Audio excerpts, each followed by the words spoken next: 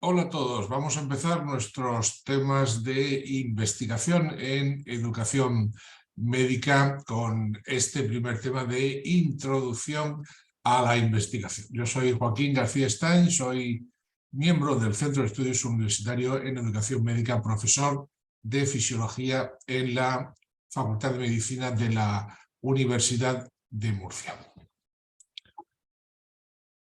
En este tema de introducción a la investigación en la educación médica vamos a tratar tres grandes apartados. En primer lugar, y este vídeo trata de ello, de los conceptos básicos de investigación, aquello que debemos conocer en detalle. En el segundo tema o el segundo vídeo veremos los tipos de investigación que existen en educación médica y por último veremos la importancia que tiene la investigación en educación médica. Los conceptos básicos de investigación se refieren a las ideas fundamentales que se necesitan comprender para realizar una investigación de manera rigurosa y efectiva. Algunos de los conceptos básicos de investigación son estos que tenéis aquí: hipótesis, variables, la muestra, el método científico, el diseño de la investigación, los análisis de datos, la fiabilidad y validez y las conclusiones. Iremos viendo cada uno de ellos uno a uno. ¿Qué es la hipótesis? Pues la hipótesis es una afirmación tentativa que se propone para explicar algún fenómeno y que se someterá a prueba precisamente mediante la investigación. Una hipótesis, como decía, una afirmación tentativa o explicación preliminar que se plantea para resolver una pregunta de investigación o para explicar un fenómeno observado. En otras palabras, una hipótesis es una suposición o una posible solución a un problema de investigación que se plantea y que deberemos someter a prueba en el estudio. Las hipótesis se basan en la observación de algún fenómeno y se proponen con el fin de guiar la investigación para verificar si son verdaderas o falsas. En general tenemos dos grandes tipos de hipótesis. La hipótesis nula, que es una afirmación que se propone para ser refutada o negada mediante el estudio. Sostiene, por lo tanto, que no existe relación entre las variables estudiadas o que no hay efectos significativos. La hipótesis nula. Por el contrario, la hipótesis alternativa es una afirmación que se propone para ser aceptada mediante el estudio científico. Por lo tanto, sostiene que existe una relación entre las variables estudiadas o que hay efectos significativos entre ellos. Las hipótesis deben ser además claras, precisas y específicas para que puedan ser evaluadas. Además, deben ser plausibles y estar basadas en evidencia empírica y teórica previa. Una vez que se plantean las hipótesis, se someten a pruebas empíricas a través del proceso de recolección y análisis de datos. Si los datos recopilados apoyan la hipótesis alternativa y refutan la hipótesis nula, se puede concluir que la hipótesis es válida y se acepta. En caso contrario, se rechaza la hipótesis y se busca otra explicación alternativa. En cualquier caso, las hipótesis son una herramienta fundamental para la investigación científica y permiten a los investigadores plantear preguntas precisas y buscar respuestas objetivas a través del estudio y la prueba empírica. ¿Qué es una variable? Pues es una característica o atributo que puede cambiar en los participantes de la investigación, como la edad, el género, la educación, entre otros. En el contexto de la investigación, una variable, como digo entonces, es una característica que puede ser medida o manipulada y que puede tener un efecto sobre los resultados de la investigación. Dicho de otra manera, una variable es cualquier cosa que pueda variar entre los participantes de la investigación y que pueda influir en los resultados. Una posible clasificación de las variables es esta que tengo aquí según la naturaleza y función de las mismas. En primer lugar, por ejemplo, la variable independiente. Es la variable que nosotros manipulamos o controlamos en el estudio para observar su efecto sobre otra variable. También se le conoce como variable predictor o causa. Variable dependiente es la variable que se mide o se observa en el estudio científico y que se espera que sea afectada por la otra, por la variable independiente. También se le conoce como variable criterio o efecto. Las variables moderadoras son aquellas que influyen en la relación entre las otras dos primeras. Son aquellas que influyen en la relación entre la variable independiente y la variable dependiente. Es decir, modifican el efecto de la variable independiente sobre la variable dependiente. Las variables de control son aquellas que se mantienen constantes o se controlan para evitar que influyan en la relación entre la variable independiente y la variable dependiente. Se mantienen constantes, por eso se llaman variables de control, se controlan. Las variables continuas son aquellas que pueden tomar cualquier valor en un rango determinado, como la edad, la altura, el tiempo. Variables categóricas, como su nombre dice, son aquellas que se clasifican en categorías o grupos específicos. El género, la etnia, la profesión, etcétera, etcétera. En resumen, las variables son una parte fundamental de la investigación científica, ya que permiten a los investigadores identificar y controlar los factores que pueden influir en los resultados y evaluar su relación con otras variables. El diseño adecuado de las variables es esencial para garantizar la validez y la confiabilidad de los resultados obtenidos en la investigación. Hablaremos ahora de la muestra, que definimos como el conjunto de individuos o elementos que se seleccionan para participar en la investigación. Esa es la muestra. En el contexto de la investigación, una muestra es un subconjunto seleccionado de la población total que se va a estudiar. Esta muestra se utiliza para hacer inferencias sobre la población. Es decir, se estudia la muestra para obtener información acerca de la población completa. La elección de una muestra adecuada es importante para garantizar que los resultados obtenidos sean representativos de la población y sean generalizables.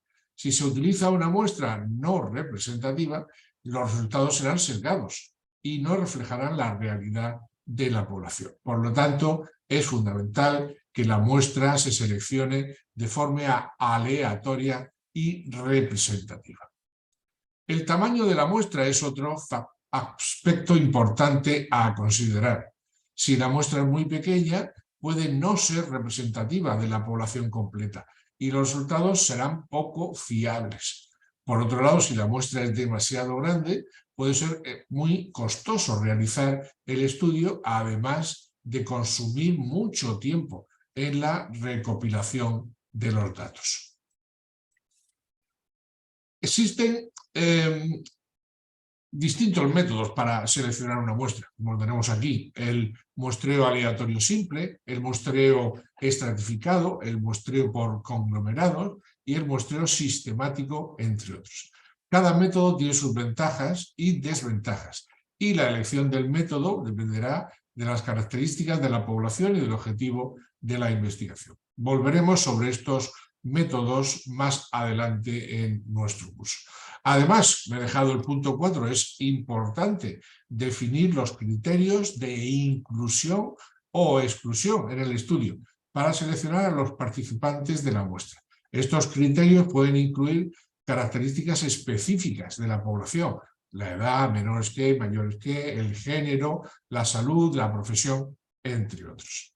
En resumen, la muestra es un subconjunto de la población que se utiliza para hacer inferencias sobre la población completa. La elección de una muestra adecuada es fundamental para garantizar la validez y la confiabilidad de los resultados obtenidos en la investigación. Hablaremos ahora del método científico, que es exactamente igual en educación médica que en cualquier otra investigación que se pueda realizar. Es un proceso riguroso y sistemático para obtener conocimientos confiables y objetivos sobre algún fenómeno.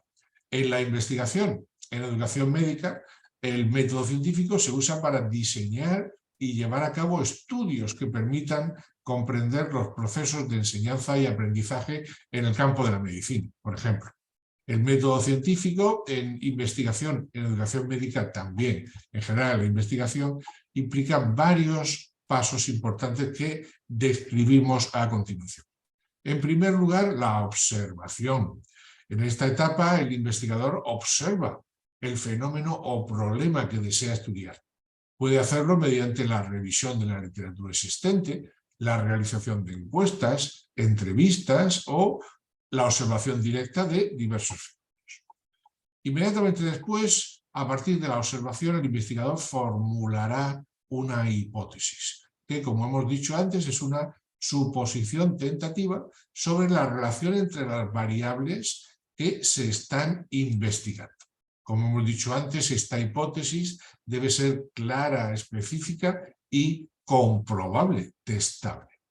El diseño del estudio es fundamental, ya que se hace para probar la hipótesis. Esto implica definir las variables que se van a medir, seleccionar la muestra, elegir un diseño de investigación y planificar la recopilación de datos. Definición de variables, selección de la muestra, diseño de investigación y recopilación de datos. Precisamente la recopilación de datos es absolutamente vital para que el investigador recoja todos los datos, todos los números, todas las observaciones mediante la aplicación de todo tipo de pruebas, cuestionarios, observaciones o mediante la realización de experimentos. Una vez que tenemos los datos, el investigador debe analizarlos para comprobar si la hipótesis se confirma o se rechaza. Esto implica habitualmente por la aplicación de técnicas estadísticas y el uso de softwares especializados. Finalmente, las conclusiones. El investigador presenta sus conclusiones, las conclusiones del estudio y las interpretaciones en relación con la hipótesis original. Si la hipótesis se confirma, se pueden formular nuevas preguntas y continuar investigando el fenómeno. Si la hipótesis se rechaza, habrá que buscar explicaciones alternativas y diseñar nuevos estudios. En resumen, el método científico en investigación en educación médica es un proceso sistemático y riguroso que implica la observación, la formulación de hipótesis, el diseño del estudio, recopilación de datos, el análisis de datos y las conclusiones. La utilización adecuada de este método permite obtener conocimientos valiosos sobre los procesos de enseñanza-aprendizaje en el campo de la medicina. Hablemos ahora brevemente del diseño de la investigación, que definimos como el plan en el que se establece, o el plan que se establece para recopilar y analizar los datos de la investigación. Este diseño es un proceso fundamental, ya que define cómo se va a llevar a cabo el estudio y cómo se van a recopilar los datos para responder a las preguntas de investigación. Un diseño de investigación adecuado es esencial para garantizar que los resultados obtenidos sean válidos y confiables.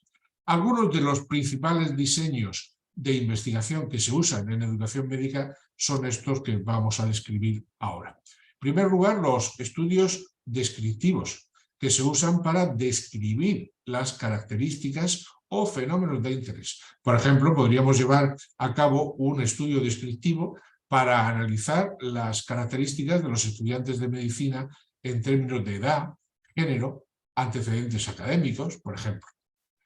Un estudio de casos y controles. Estos son estudios muy comunes que comparan dos grupos. Uno que tiene una enfermedad o una condición médica específica, grupo de casos, y otro que no la tiene, el grupo de control. Por ejemplo, podríamos llevar a cabo un estudio de casos y control para conocer la relación entre la exposición a un factor de riesgo, por ejemplo, el consumo de tabaco, y la aparición de una enfermedad, las enfermedades respiratorias. Los estudios de cohorte. Estos estudios se definen así porque siguen a un grupo, a una cohorte de personas durante un periodo de tiempo para analizar la relación entre un factor de riesgo y la aparición de una enfermedad. Por ejemplo, podríamos llevar un estudio de cohorte para analizar la relación entre el consumo de alimentos ricos en grasas saturadas y el desarrollo de las enfermedades cardiovasculares, por ejemplo. Los estudios experimentales son aquellos en los que los investigadores manipulan una o más variables para ver su efecto sobre otra variable.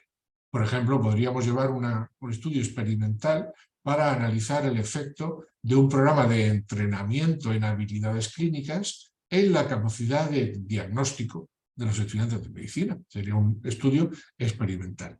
Y luego, finalmente, pues tenemos los muy comunes estudios mixtos, que combinan elementos de diferentes diseños de investigación, como los descriptivos, los experimentales y longitudinales, para analizar el problema de investigación de forma más completa. Por ejemplo, podríamos hacer un estudio mixto para analizar los factores que influyen en el rendimiento académico de los estudiantes de medicina, combinando datos descriptivos con un diseño experimental. En resumen, el diseño de la investigación en educación médica es un proceso esencial que implica la selección del diseño adecuado para responder a las preguntas de investigación. A continuación tenemos el análisis de datos, que es el proceso de examinar y procesar los datos recopilados para obtener conclusiones y poder entonces responder a las preguntas de investigación. Es una parte crítica del proceso de investigación en educación médica. Una vez que se han recopilado los datos, es importante analizarlos para poder obtener información significativa y que podamos responder, como decía, a las preguntas de investigación. Algunos de estos análisis de datos son, por ejemplo, la estadística descriptiva, que se utiliza para resumir y describir los datos. Incluye las medidas como la media, la mediana, la moda y la desviación estándar que se utilizan para describir la distribución de los datos.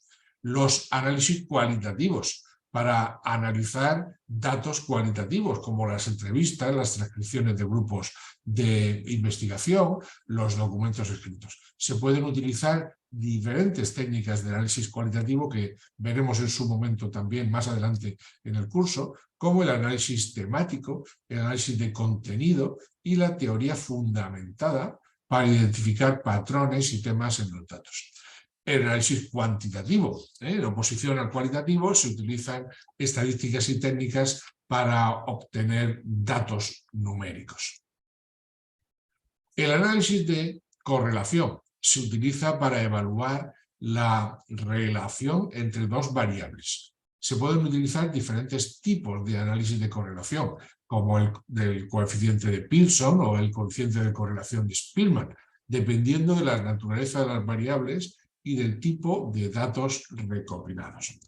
Un análisis de regresión son técnicas que se utilizan para evaluar la diferencia en los promedios entre dos o más grupos. Se puede utilizar un análisis de regresión para predecir el valor de la variable dependiente en función de la variable independiente. Y finalmente el análisis de la varianza, que se utiliza para evaluar la diferencia entre los promedios entre dos o más grupos. Este análisis de la varianza puede ser de una única dirección, one way, o de dos direcciones, two way, unidireccional o bidireccional, dependiendo de la naturaleza de los datos y del diseño del estudio. Por lo tanto, es importante seleccionar las técnicas de análisis de datos adecuadas en función de la naturaleza de los datos recopilados y de las preguntas de investigación que hayamos hecho. Un punto vital en los conceptos básicos de investigación es hablar de fiabilidad y validez, lo hemos mencionado a lo largo de esta primera charla varias veces. Son dos conceptos clave para evaluar la calidad de la investigación. La fiabilidad se refiere a la consistencia de los resultados, mientras que la validez se refiere a la precisión de los resultados en relación con lo que se quiere medir. Son dos conceptos fundamentales en investigación. Como decíamos, la fiabilidad se refiere a la consistencia y estabilidad de las medidas y los resultados obtenidos en un estudio. En otras palabras, la fiabilidad se refiere a la capacidad de un instrumento o una técnica de medición para producir resultados consistentes y estables en diferentes momentos y circunstancias. La fiabilidad la podemos evaluar mediante diferentes métodos, como la prueba retest, la consistencia interna o la fiabilidad interevaluadores. Por su parte, la validez se refiere a la precisión y exactitud de las medidas y los resultados obtenidos en un estudio. Es decir, se refiere a la capacidad del instrumento o la técnica para medir realmente lo que se pretende medir y para producir resultados que se correspondan con la realidad. La validez la podremos evaluar con distintos métodos. Por ejemplo, la validez de contenido, la validez de criterio y la validez de constructo. En la investigación en educación médica es muy importante conseguir garantizar tanto la fiabilidad como la validez de las medidas y los resultados obtenidos en un estudio. Para ello es importante seleccionar los instrumentos y técnicas de medición y aplicarlos de manera adecuada y consistente en todas las etapas del estudio. Además, es importante realizar análisis estadísticos y todo tipo de pruebas para evaluar la fiabilidad y la validez de los datos recopilados y asegurarse entonces de que los resultados obtenidos sean precisos, confiables y relevantes para la investigación en educación médica. Y finalmente hablaremos de las conclusiones, que son los resultados y las implicaciones de la investigación, que deben estar lógicamente respaldados por los datos y por el análisis realizado. Las conclusiones son el resultado final del análisis de datos y de la interpretación de esos resultados. Deben responder a las preguntas de investigación planteadas al principio del estudio y deben basarse en los resultados y las pruebas recopiladas durante el proceso de investigación. Veamos algunos de los aspectos más importantes a tener en cuenta cuando vayamos a redactar las conclusiones de un estudio de investigación en educación médica. En primer lugar, deberemos sintetizar los resultados. Las conclusiones entonces deben proporcionar una síntesis clara y concisa de los resultados obtenidos en el estudio. Es importante entonces resumir los hallazgos más importantes y destacar las tendencias y patrones relevantes identificados en los datos. En segundo lugar, debemos interpretar los resultados. Las conclusiones deben incluir una interpretación significativa de los resultados del estudio. Esto implica explicar el significado y la importancia de los resultados en términos de la relevancia para la investigación que acabamos de realizar. En tercer lugar, tenemos que tener presente las limitaciones del estudio. Las conclusiones deben incluir una discusión de las limitaciones que tenga el trabajo que hemos realizado. Es importante reconocer estas limitaciones y las debilidades del estudio para que los lectores puedan interpretar los resultados de manera adecuada y comprender las implicaciones de los mismos. Finalmente, no es baladí hacer unas implicaciones para la práctica médica. Las conclusiones deberían proporcionar información sobre las implicaciones prácticas del estudio para la educación médica y para la práctica clínica. Es importante entonces destacar cómo los hallazgos de nuestro estudio pueden influir en la práctica clínica o en la práctica educativa y proporcionar recomendaciones para la mejora de la educación médica, la mejora de la atención al paciente, por ejemplo. En general, entonces, las conclusiones son una parte crítica del informe de investigación en educación médica y deben ser redactadas de manera clara, concisa y significativa. En resumen, estos conceptos básicos de investigación son fundamentales para el diseño, la implementación y la interpretación de los resultados de cualquier investigación rigurosa. Muchas gracias.